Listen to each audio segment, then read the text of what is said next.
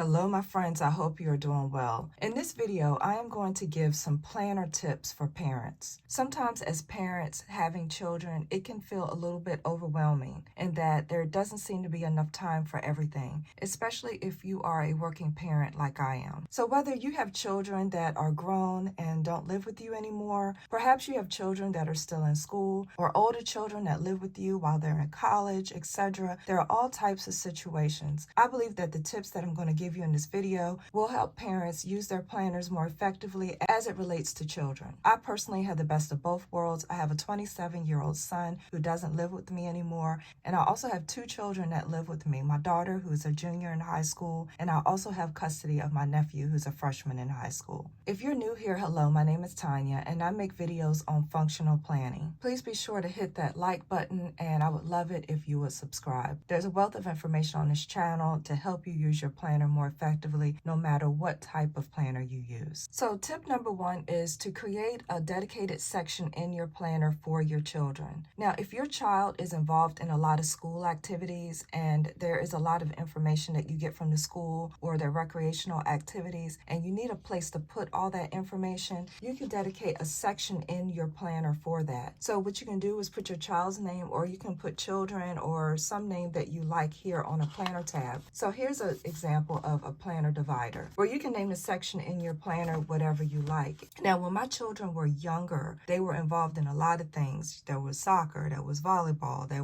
was Girl Scouts, there were all types of activities, and it was hard to keep up with all of them. Having a separate planner section in my planner would have helped during that time. Now that my children are older, they participate in less activities, and I personally don't feel I need a section in my planner for my children. So planner tip number two for parents is to put your child's schedule in your planner. Now, there are several ways to do this. Sometimes you can simply write the child's schedule in your planner so you'll always have it with you. So you're not wondering, gosh, what time does school start? What time does school end? What time does their practice begin? Etc. So having the child's schedule in your planner will certainly be helpful. Here's an example where I placed the child's schedule in a notebook. And just because you don't have a ring-bound planner does not mean you can't add information into the planner. So this is a dot grid notebook, and I simply took a piece of washi tape to attach the schedule in the notebook. And then I folded the schedule like this so that it will close. But I just wanted to give you an idea of how it looks to have schedules in your planner. By the way, I'm showing you a cover that's coming soon to the shop. So here is the cover here. It is absolutely gorgeous. So if you prefer a beautiful traveler's notebook like this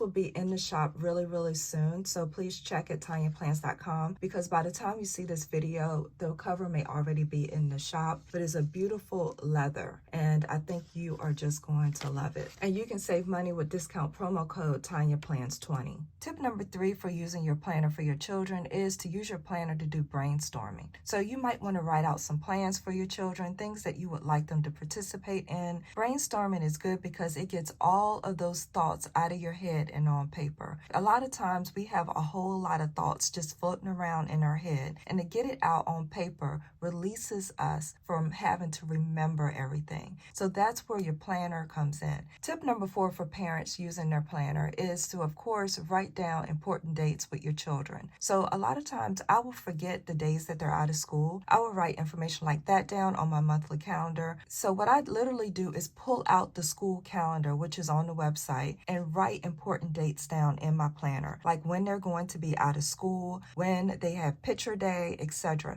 There are also other important things to record, like when your child has a field trip coming up, you might need to make sure you pack their lunch for that day. Another important thing to write down is school tryouts. My nephew tried out for football, and because I had it written down in my planner, I could make sure that I follow up and ask him how tryouts went. Using your planner for your children is a way that you can be reminded to be more considerate of what they're going through in school. I also write down when report cards and progress reports are due out, because if I have this information, I can be prompted to ask my children to show me their grades. The next planner tip for parents is to use a central family calendar that everyone can see. I actually have a large calendar in my kitchen. Some people call this a command center. It's the place where the family can get information. In general, anytime the family is going to be away from the house, I try to remind everyone to put their information on this calendar. It also goes in my planner, but it also needs to go on the command center calendar. The next planner tip for parents is meal prep. So So you can use your planner to write down some meal preparation ideas. That way you can plan out healthy meals for your family and hopefully eat out less. Now, the next tip I have for parents is to use your planner for follow-up. So what I mean by follow-up is that because I have a son that lives outside of the home, I don't get to speak to him as often. We probably talk about twice a week. I would love for it to be often, but he has his own life. He's a young man, and I try not to be too overbearing. But when I don't hear from him in a while, I put notes on my planner to follow up with him to make sure he's doing okay. Sometimes I send a quick text, sometimes I call, but your planner can help you keep up with the children that don't live directly in your house anymore. And the last planner tip I have for parents is to use your planner to carve out some time for self-care. So a lot of times as parents, we drop what we have to do for ourselves in order to better care for members of our family. But we need to make sure that we take care of ourselves too, because if we're not taking care of ourselves and if we're not healthy, then that can cause other issues down the road. It can even take a toll on your health after a while. What I like to do is I like to journal. That helps relieve anxiety. So what you see here is an example of me journaling each day. Sometimes I feel like the older I get, the more forgetful I tend to be. So I love journaling in that it helps me remember what I did that day, what significant things I did that day. And I can kind of always look back on this as like a keepsake on the things that went on in my life. I like to read. I like to go for walks. Exercise is a great release. I hope you found these tips helpful. Do you have a planner tip for parents? If so, I would love to hear about it. Please write it down in the comments. Sometimes the best ideas come from you guys in the comments. Or even if you don't have a planner tip, feel free to say hi.